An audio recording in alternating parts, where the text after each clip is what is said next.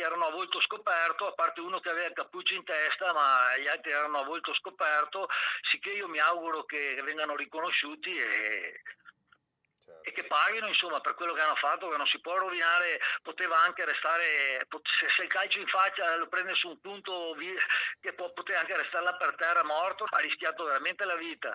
Una violenza cieca, ingiustificabile, vittima un 22enne castellano, studente lavoratore che sabato sera si trovava a Roma per un weekend che doveva essere di svago, con lui altri due amici, anche loro trevigiani dell'area di Castelfranco Veneto. Ora il ragazzo si trova al Cafoncello di Treviso dopo un primo ricovero all'Umberto I nella capitale in attesa di una delicata operazione maxillofacciale. I fatti in uno dei quartieri della Movida Romana in piazza Bologna al Nomentano. Il clima, racconta il padre del giovane, è quello di una serata di festa come tante. Tanto che stavano parlando, un tipo si è avvicinato e gli ha detto stai parlando con le pischelle sbagliate, loro stavano parlando c'era tantissima gente, parlavano tutti insieme con delle ragazze e niente, poi gli hanno detto di seguirlo su un vicolo. Richiesta che viene ovviamente respinta dal 22enne, ma è in questo momento che il provocatore viene raggiunto da due compagni che ben presto diventano complici. Gli hanno tirato un pugno in faccia,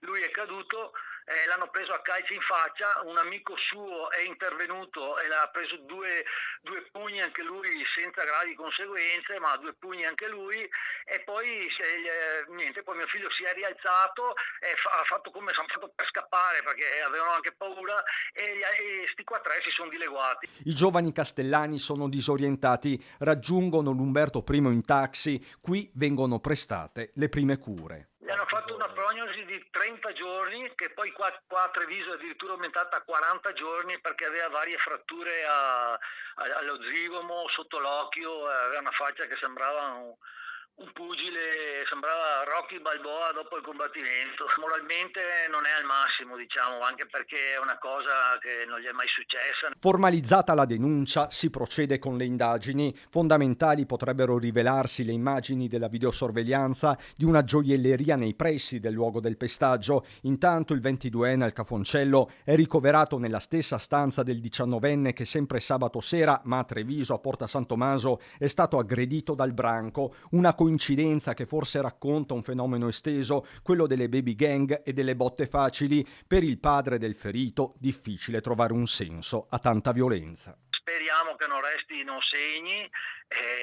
aver la faccia rovinata non per un incidente o per un'altra cosa, ma perché uno ti dà due pugni sul muso e quattro calci in faccia senza nessunissimo motivo, cioè ti fa stare, sta roba qua ti fa veramente riflettere.